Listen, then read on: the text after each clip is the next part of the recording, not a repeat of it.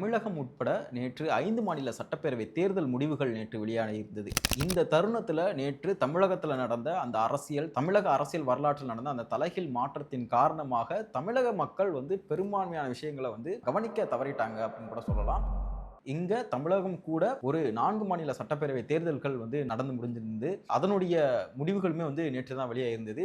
இதுல குறிப்பா கவனிக்கப்பட வேண்டிய விஷயம் என்னன்னு பார்த்தோம்னா, மேற்கு வங்க மாநிலத்துல பாஜக தன்னுடைய அதிரி புதிரியான அந்த வெற்றியை பெற்றிருக்காங்க. 2011 காலகட்டங்கள்ல பூஜ்ஜியத்துல தொடங்கின அவங்களுடைய அந்த அரசியல் கணக்குகள் இன்றைக்கு அங்க ராஜ்யத்தை பிடிக்கிற அளவுக்கு ரொம்ப வலுவாகவும் ஆழமாகவும் அவங்களுடைய கால் தடத்தை பதிச்சிருக்காங்க பாரதிய ஜனதா கட்சி. பாஜக மேற்கு வங்க அரசியல்ல ஒரு புது சரித்திரத்தை படைச்சிருக்காங்கன்னே சொல்லலாம். மம்தா கட்டி எழுப்பி அந்த 15 ஆண்டு கோட்டையை அடிச்சு சுக்குநூறா உடைச்சிருக்காங்கன்னே சொல்லலாம். மம்தா எழுப்பிய அந்த கோட்டை உடைக்கப்பட்டது. மம்தா அவர்கள் நடத்திய அந்த காட்டாட்சிக்கு எதிராக மக்கள் ஒரு சரியான தீர்ப்பையுமே கொடுத்திருக்காங்க. இதுல இன்னொரு விஷயம், கேரளாவில் நடைபெற்ற அந்த சட்டப்பேரவை தேர்தல் கம்யூனிஸ்ட் கட்சி மிகப்பெரிய வீழ்ச்சியை சந்திச்சிருக்கு.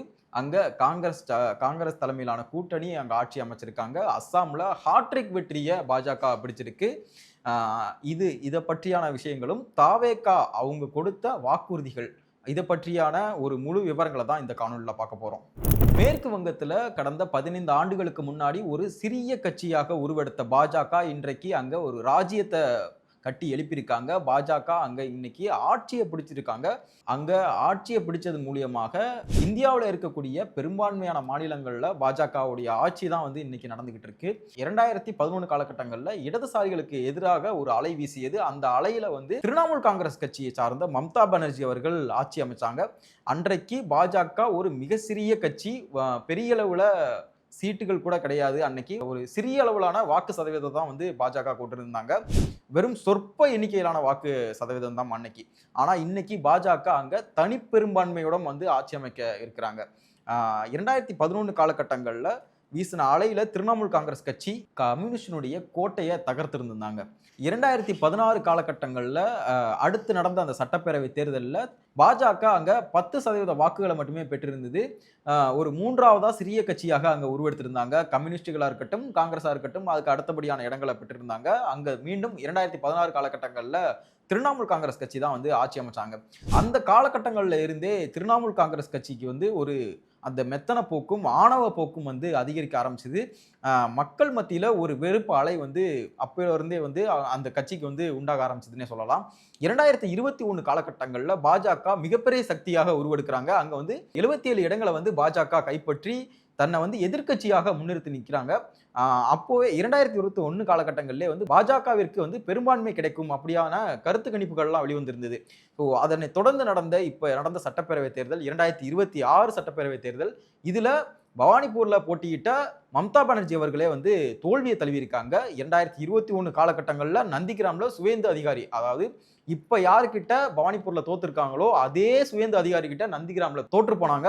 அங்க இருந்து திரும்பவும் பவானிபூர் வந்தாங்க, அங்க வெற்றி பெற்றாங்க. ஸோ அதே மாதிரி இப்பவும் பவானிபூர்ல போட்டியிட்டு தோல்வியை தழுவியிருக்காங்க. இந்த அடி அப்படிங்கிறது திரிணாமுல் காங்கிரஸ் கட்சிக்கு ஒரு மிகப்பெரிய அடியாக தான் இருக்கும். ஏன்னா மேற்கு வங்கத்துல கடந்த காலகட்டங்களுடைய வரலாறு அப்படிதான் இருக்கு. கம்யூனிஸ்ட் கட்சி ஆட்சி அமைத்ததற்கு பிறகாக பார்த்தோம் அப்படின்னா தொடர்ச்சியாக ஒரு 30 ஆண்டுகள் கம்யூனிஸ்ட் கட்சி ஆட்சியை பிடிச்சாங்க. திரிணாமுல் காங்கிரஸ் கட்சி தொடர்ச்சியாக 3 முறை ஆட்சியை பிடிச்சதை பார்த்தோம். அதே மாதிரியான முடிவுகளை தான் அடுத்தடுத்த சட்டப்பேரவை தேர்தல்களுமே காட்டப்போகுது. ஏன்னா அந்த மக்கள், அந்த மண் அந்த மாதிரியான ஒரு அரசியலை கற்றுக்கொண்ட ஒரு மண். ஒரு முறை ஆட்சியை பிடிச்சவங்களுக்கு தொடர்ச்சியாக ஆட்சியை கொடுப்பது அப்படிங்கிறது அந்த மாநிலத்திற்குரியான அரசியல் பணியாக தான் தொடர்ச்சியா பார்த்துட்டு வர்றோம். அதுதான் கடந்த கால வரலாறுமே கூட. சமீபத்தில் நடந்த இந்த மேற்கு வங்க தேர்தலில் காங்கிரஸ் கட்சி வெறும் 2 இடங்களை மட்டுமே பிடிச்சிருக்கு. ஒரு காலகட்டங்களில் காங்கிரஸ் கட்சி அங்க எந்த அளவுக்கு வலுவானதாக இருந்ததா பார்க்க முடிஞ்சு, எதிர்கட்சியாக இருந்த வரலாறுலாம் உண்டு. ஆனா இப்போ வெறும் 2 இடங்களை மட்டுமே பெற்று மிகப்பெரிய வரலாற்று சறுக்களை காங்கிரஸ் கட்சி சந்திச்சிருக்கு. மிகப்பெரிய வீழ்ச்சியை சந்திச்சிருக்குன்னே சொல்லலாம். இந்த வீழ்ச்சிக்கு பிறகு நிறைய இண்டி கூட்டணியில் இருக்கக்கூடிய கூட்டணி கட்சிகள், ஏற்கனவே இண்டி கூட்டணி அப்படிங்கிற ஒரு கூட்டணி இருக்கான்னு ஒரு கேள்வி இருக்கு. இதற்கு பிறகாக இண்டி கூட்டணிகள் எல்லாமே ஒரு சேர சேர்ந்து பாஜகவை எதிர்க்கலாம். காங்கிரஸ் கட்சியை தவிர்த்து விட்டு, அதாவது அகில இந்திய அளவுல காங்கிரஸ் கட்சி இல்லாத ஒரு இண்டி கூட்டணியை உருவாக்க வேண்டும் என்று எல்லா எல்லா எதிர்க்கட்சிகளுமே முடிவெடுத்திருக்கதாகவும் ஒரு செய்திகள் பார்க்க முடிந்தது. அதன்படியாக தான் பார்த்தோம்னா நிறைய இடங்கள்ல காங்கிரஸ் கட்சியை வந்து தவிர்க்க வந்து அங்க இருக்கக்கூடிய மாநில கட்சிகள் முடிவெடுத்திருக்காங்க. திமுகவுடைய கூட்டணியில இருந்துமே வந்து இங்க காங்கிரஸ் விலகுவதற்கான வாய்ப்புகள் தான் வந்து நிறைய இருக்கிறத பார்க்க முடியுது. அஸ்ஸாம்ல ஹாட்ரிக் வெற்றியை பெற்றிருக்கு பாஜக. அங்க ஹிமந்த பிஸ்வா சர்மா அவர் தலைமையில வந்து தேர்தலை சந்திச்சாங்க. இருந்தாலும் யாரு வந்து சிஎம், யாரு முதலமைச்சர் வேட்பாளர் அப்படின்னு வெஸ்ட் பெங்கால், மேற்கு வங்கமா இருக்கட்டும், அசாமா இருக்கட்டும், இந்த மாதிரியான இடங்கள்ல வந்து பெரும்பான்மையா சொல்லாம தான் வந்து சந்திச்சிருக்காங்க. ஒரு மிகப்பெரிய வெற்றியை பாஜக வெற்றிருக்கு. இதை தாண்டி நடந்து முடிந்த 5 மாநிலத்துல குஜராத், நாகாலாந்து, திரிபுரா, கர்நாடகா, மகாராஷ்டிரா இந்த மாநிலங்கள்ல இடைத்தேர்தல்கள் நடந்திருந்தது. 7 தொகுதிகளுக்கான இடைத்தேர்தல்கள். இந்த இடைத்தேர்தல்கள்ல 4 இடங்களை வந்து பாஜக கைப்பற்றி இருக்கிறாங்க. இதன் மூலியமா மிகப்பெரிய வெற்றியை தான் பாஜக இந்த 5 மாநில சட்டப்பேரவை தேர்தலுமே பெற்றிருக்காங்க. குறிப்பா தமிழ்நாட்டில் பெரிய அளவிலான வெற்றிகள் கிடைக்காவிட்டாலும் மற்ற மாநிலங்கள்ல அவங்களுக்கு போதுமான அந்த திருப்தியை தான் வந்து இந்த தேர்தல் கொடுத்திருக்குன்னே சொல்லலாம். தமிழகத்துல தனிப்பெரும் கட்சியா உருவெடுத்திருக்கக்கூடிய தமிழக வெற்றி கழகம் அவங்க முன்னாடி நிறைய சவால்கள் காத்து கொண்டிருக்கு அப்படின்னு கடந்த காணொலிகளே பேசியிருக்கோம். தமிழக வெற்றி கழகம் தமிழக மக்களுக்கு கொடுத்திருக்கக்கூடிய அந்த வாக்குறுதிகள் நிறைய விஷயங்களை அள்ளி தெளிச்சிருக்காங்க. 92 பக்க வாக்குறுதிகளை வந்து அவங்களுடைய மேனிஃபெஸ்டோவா அவங்களுடைய தேர்தல் சுற்றுப்பயண பிரச்சாரத்திலே வந்து கூட சொல்லியிருந்தாங்க. அதுல நிறைய விஷயங்கள் நம்மளால இப்ப எடுத்து பேச முடியாது. ஏன்னா ஒரு 92 பக்கத்தை எடுத்து பேசணும் அப்படின்னா எப்படி பார்த்தாலும் ஒரு 2 மணி நேரமாச்சும் குறைஞ்சபட்சம் தேவைப்படும். ஆனா அவங்க சொல்லியிருக்கக்கூடிய அந்த முக்கியமான வாக்குறுதிகள், குறிப்பிடத்தக்க வாக்குறுதிகள், குறிப்பா மக்கள் உற்று நோக்கக்கூடிய அந்த வாக்குறுதிகள் அப்படின்னு ஒரு சில விஷயங்கள் இருக்கு. அதை எப்படி நிறைவேற்றுவாங்க, இதுல இருக்கக்கூடிய சவால்கள் என்ன அப்படிங்கிறத அவங்களோட மேனிஃபெஸ்டோலே சொல்லியிருக்காங்க. ஆனா மக்கள் கிட்ட இதை எப்படி கொண்டு போய் சேர்க்க போறாங்க, இந்த வாக்குறுதிகள் நிறைவேற்ற முடியுமா, இதற்கு சாத்தியக்கூறுகள் இருக்கா அப்படிங்கிற ஒரு விஷயத்த நம்ம திரும்ப ஒரு தடவை ரிவைண்ட் பண்ணி பார்க்கணும். ஸோ அதற்கான தருணமா இது நினைக்கிறேன். முதலாவதா பார்த்தோம்னா 5 ஏக்கருக்கு குறைவாக நிலம் வைத்திருக்கும் விவசாயிகளுக்கு பயிர்க்கடன் முழுமையாக தள்ளுபடி செய்யப்படும் அப்படின்னு சொல்லியிருக்காங்க. இது எந்த அளவுக்கு சாத்தியம் அப்படின்னு தெரியல. ஏன்னா கடந்த காலகட்டங்களில் திமுக ஆட்சிக்கு வந்ததுக்கு பிறகாக பார்த்தோம் அப்படின்னா அதற்கு முன்னாடியே அவங்க அதை தான் சொல்லியிருந்தாங்க. விவசாய பயிர்க்கடன் வந்து ரத்து செய்யப்படும், தள்ளுபடி பண்ணப்படும். வாங்கியிருந்தீங்கன்னா கூட்டுறவுகளில் விவசாய கடன் வாங்கியிருந்தீங்கன்னா அது வந்து தள்ளுபடி செய்யப்படும் அப்படின்னு உதயநிதி அவர்கள் 2021 தேர்தல் சுற்றுப்பயணம் மேற்கொண்டிருக்கும் போதே வந்து டெல்டா மாவட்டங்களில் அவர் அந்த வாக்குறுதியை கொடுத்திருந்தாருன்னு நினைக்கிறேன். டெல்டாவோ தூத்துக்குடியோ சரியாக நினைவில் நினைக்கிறேன். ஆனால் ஏதோ ஒரு இடத்துல வந்து அவர் அந்த வாக்குறுதியை சொல்லியிருந்தாரு. பட் ஆனால் அது அன்பார்ச்சுனேட்லி திமுக அரசாங்கத்தினால நிறைவேற்றவே முடியல. திமுக அரசாங்கம் பதவி ஏற்கும் பொழுது தமிழக அரசினுடைய கடன் வந்து 4.5 லட்சம் கோடி தான். அப்போதே வந்து அந்த மாதிரியான விஷயங்களை வந்து நடைமுறைப்படுத்த முடியவில்லை. அது வந்து ரொம்ப சாத்தியம் இல்லாத ஒரு விஷயமா இருக்கு அப்படிங்கிற மாதிரியான விஷயம்லாம் பேசப்பட்டுச்சு. ஸோ தாவேகா இதை எப்படி எதிர்கொள்ள போறாங்க அப்படிங்கிற ஒரு கேள்வி இருக்கு. இந்த விவசாய பயிர்க்கடன் தள்ளுபடி அப்படிங்கிறது சாத்தியமானதா அப்படின்னு நிறைய கேள்விகள் இருக்கு. இதுல 5 ஏக்கருக்கு அதிகமாக நிலம் வைத்திருக்கும் விவசாயிகளுக்கு 50% பயிர்க்கடன் தள்ளுபடி, 5 ஏக்கருக்கு குறைவாக வச்சிருந்தா முழுமையாக பயிர்க்கடன் தள்ளுபடி, 5 ஏக்கருக்கு அதிகப்படியாக வச்சிருந்தா 50% தள்ளுபடி அப்படின்னு சொல்லியிருக்காங்க. ஸோ இது சாத்தியமா அப்படின்னு ஒரு கேள்வி இருக்கு. இது சாத்தியம் இல்லை அப்படின்னா திரும்பவும் இங்க ஆண்ட கட்சிகள், ஆண்டுட்டு போன கட்சிகள் என்ன பாணியை பின்பற்றுறாங்களோ அதே தான் நீங்களும் பின்பற்றுறீங்களா அப்படிங்கிற ஒரு கேள்வியுமே இருக்கு. மாற்றம் சொல்லி வந்த உங்கள்கிட்ட என்ன மாதிரியான கிரெடிபிலிட்டியை மக்கள் வந்து எதிர்பார்க்க முடியும் அப்படிங்கிற ஒரு கேள்வியுமே நம்மள்ட்ட இருக்கு. கரும்புக்கு டன் 4500 குறைந்தபட்ச ஆதார விலை, அதாவது எம்எஸ்பின்னு சொல்லுவாங்க. ஸோ குறைந்தபட்ச ஆதார விலையாக 4500 வந்து வழங்கப்படும் அப்படின்னு சொல்லியிருக்காங்க. 5 லட்சம் இலவச சோலார் பம்பு செட்டுகள் வழங்கப்படும். முதியோருக்கு உதவித்தொகையாக மாதம் 3000 ஓய்வூதியம் வழங்கப்படும் சொல்லியிருக்காங்க.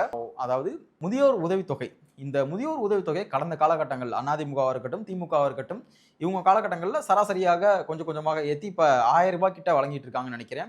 இந்த ஒரு விஷயம் எந்த அளவுக்கு சாத்தியம் தெரியல. ஏன்னா ஏற்கனவே இவங்க சொல்லியிருக்கக்கூடிய இந்த வாக்குறுதிகளில் மாதம் 2500 அனைத்து மகளிருக்கும் வழங்கப்படும் அப்படின்னு சொல்லியிருந்தாரு விஜய் அவர்கள். ஒரு பக்கம் 2500, ஒரு பக்கம் முதியோருக்கு வந்து 3000 அப்படிங்கிறது எந்த அளவுக்கு சாத்தியம் தெரியல. இந்த 2 தொகையே வந்து நம்ம பட்ஜெட்ல ஒரு பெரிய அளவிலான நிதியை ஒதுக்கக்கூடிய ஒரு விஷயமா இருக்கும். அப்படி பார்க்கும் பொழுது இது சாத்தியமா அப்படிங்கிற ஒரு கேள்வி இருக்கு.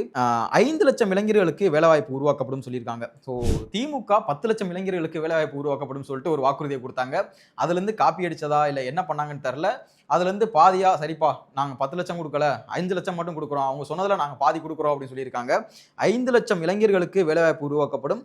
பதிவு செய்யப்பட்ட மீனவர்களுக்கு 25 லட்சம் விபத்து காப்பீடு, அனைத்து வீடுகளுக்கும் 100% குழாய் வழி குடிநீர் வசதி. இந்த ஒரு இடத்துல தான் நமக்கு ஒரு கேள்வி இருக்கு. அனைத்து வீடுகளுக்கும் 100% குழாய் வழி குடிநீர் வசதியை செய்து தரப்படும் சொல்லியிருக்காங்க. ஆல்ரெடி இதை மத்திய அரசாங்கம் ஜல்ஜீவன் திட்டம் மூலியமா வந்து எல்லா கிராமங்களுக்கும் இருக்கக்கூடிய குக்கிராமம் வரைக்கும் வந்து இந்த ஜல்ஜீவன் ஸ்கீம் மூலியமா குடிநீர் வசதி வந்து ஏற்பாடு பண்ணி கொடுத்துருக்காங்க. நம்ம காஷ்மீர்ல இருந்து கன்னியாகுமரி வரைக்கும் இருக்கக்கூடிய இந்தியாவுல இருக்கக்கூடிய அனைத்து மாநிலங்களுக்குமே இது சாத்தியப்படுத்தியிருக்காங்க. இதுல ஒரு மிகப்பெரிய மைல்கல்லையுமே வந்து மத்திய அரசாங்கம் எட்டியிருக்கிறத நம்மளால பார்க்க முடிஞ்சுச்சு. இதுல திரும்ப வந்து இவங்க எத திணிச்சு என்ன பண்ண போறாங்க அப்படிங்கிற ஒரு கேள்வி இருக்கு. ஆல்ரெடி மத்திய அரசாங்கம் இத பண்ணிக்கிட்டு இருக்காங்க. ஸோ இதே மாதிரி தான் ஸ்டிக்கர் ஒட்டுற வேலைய நெறைய திமுக அரசாங்கம் பண்ணியிருந்தாங்க. இந்த மாரியான ஒரு விஷயங்கள தான் திரும்பவும் கையில எடுக்க போறாங்களா தாவேகா அப்படிங்கிற ஒரு கேள்வி இருக்கு. ஒவ்வொரு குடும்பத்திற்கும் 200 யூனிட்டுகள் கட்டணமில்லா மின்சாரம். இந்த கட்டணமில்லா மின்சாரம் அப்படிங்கிறதே வந்து ஒரு மிகப்பெரிய கேள்விக்குறி. டான்ஜெட்கோ தமிழ்நாட்டுல எந்த அளவுக்கு ஒரு பின்னடைவை சந்திச்சிருக்கு? அவங்களுக்கு இருக்கக்கூடிய அந்த கடன் சுமை வந்து வருடா வருடம் எந்த அளவுக்கு அதிகரிச்சிருக்கு அப்படின்னு நம்ம வந்து நிதிநிலை அறிக்கைய பார்த்தா தெரியும். இதெல்லாம் வந்து எவ்வளவு சாத்தியமான ஒரு விஷயம். எந்த அளவுக்கு மக்கள வந்து நம்ப வைக்கிறாங்க. நாங்க ஆட்சிக்கு வந்தோம் அப்படின்னா, இந்த மாதிரியான விஷயங்கள செய்வோம். இத ஃப்ரீயா குடுப்போம். அத ஃப்ரீயா குடுப்போம். இலவசங்கள் அப்படிங்கிற ஒண்ணே வேணாம் அப்படின்னு சொல்லிட்டு விஜய் அவர்கள் ஆரம்பத்துல ஒரு விஷயத்த பேசியிருந்தாரு. ஆனா, அதற்கு அப்படியே எதிர்மாறான வாக்குறுதிகள் தான் வந்து அவங்க அவங்க கொடுத்திருக்கக்கூடிய அந்த வாக்குறுதிகளாவே இருக்கு.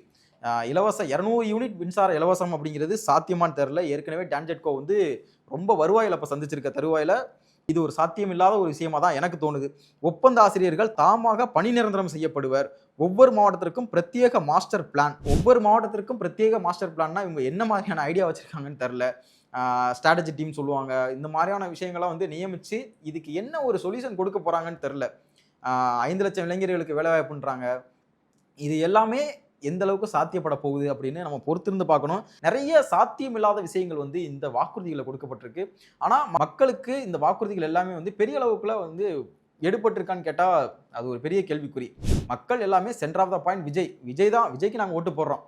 அவ்வளவுதான். மத்த யாரு நிக்கிறா, அவர் என்ன கேஸ்ட், ரிலிஜியன் இது எல்லாத்தையும் தாண்டி விஜய்க்காக ஓட்டு போடுறோம். ஏன்னா இங்க பெரிய பெரிய அமைச்சர்கள், எம்எல்ஏக்கள் வந்து ஒரு 2, 3 முறை எம்எல்ஏக்களா இருந்த நபர்களே வந்து தோற்று போயிருக்காங்க. அங்க நிற்கக்கூடிய வேட்பாளர்களையோ, அவங்க அவங்க என்ன கேஸ்ட் இது எல்லாத்தையும் தாண்டி விஜய்க்காக வாக்களிக்கிறோம் அப்படிங்கிற ஒரே ஒரு ஒற்றை காரணத்துக்காக தான் வாக்களிச்சிருக்காங்க. இந்த வாக்குறுதிகள் எந்த அளவுக்கு சாத்தியப்பட போகுது அப்படிங்கிறது தான் ஒரு கேள்விக்குறி. அடுத்ததா வேலையில்லா பட்டதாரிகளுக்கு மாதம் ரூ. 4000. இது இது ஒரு கேலிக்கூத்தான விஷயமா நான் பார்க்குறேன். ஏன்னா தமிழ்நாட்டினுடைய நிதி சுமை என்னவா இருக்கு அப்படிங்கிறது அவங்களுடைய மேனிஃபெஸ்டோல. ஸோ அடுத்து அதான் நான் மக்களுக்கு வந்து வெளிப்படையா வைக்கணும்னு நினைக்கிறேன். அடுத்து அதான் கண்டிப்பா நம்ம சொல்லப் போறோம்.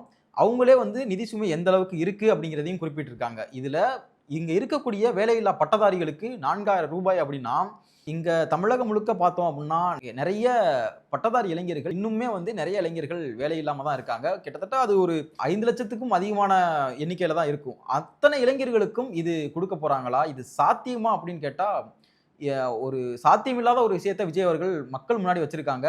ஒரு மக்கள ஏமாற்றும் விதமா தான் நான் இத பார்க்கிறேன். ரூ. 4000 அப்படிங்கிறது நம்மளுடைய பட்ஜெட்ல பெரும்பான்மையான தொகைய பிடிக்கும். ஸோ அது எப்படி இவர் குடுக்க போறாரு அப்படிங்கிறதே ஒரு பெரிய சாத்தியமில்லாத விஷயம். தாய்மாமன் திட்டம் இந்த மாரியான திட்டங்கள்லாம் வந்து சொல்லியிருந்தாரு. அது பெரிய அளவு விமர்சனத்துக்கும் உள்ளாச்சு, பெரிய விவாதத்துக்கும் உள்ளாச்சு. ஸோ மணப்பெண்ணுக்கு வந்து 1 கிராம் தங்கம். ஆ செல்வி ஜெயலலிதா அவர்கள் வந்து தாலிக்கு தங்கம் திட்டம் அப்படின்னு சொல்லிட்டு ஒண்ணு கொண்டு வந்தாங்க.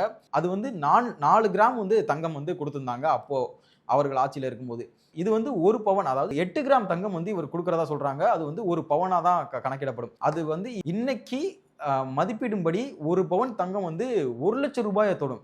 ஸோ இதெல்லாம் சாத்தியமான ஒரு விஷயமா? இது வந்து தமிழக மக்களுக்கு இது இது எல்லாமே வந்து தெரிஞ்சு தான் வாக்களிச்சிருக்காங்களா அப்படிங்கிறது தெரியல. ஏன்னா ரொம்ப சாத்தியமில்லாத விஷயங்கள்லாம் வந்து இவங்களுடைய வாக்குறுதிகளா குடுத்திருக்காங்க. அதுவும் பிரதான வாக்குறுதிகளா இது பெரும்பான்மையான மக்களுக்கு இது தெரியக்கூட வாக்குறுதிகளா வேற இருந்தது.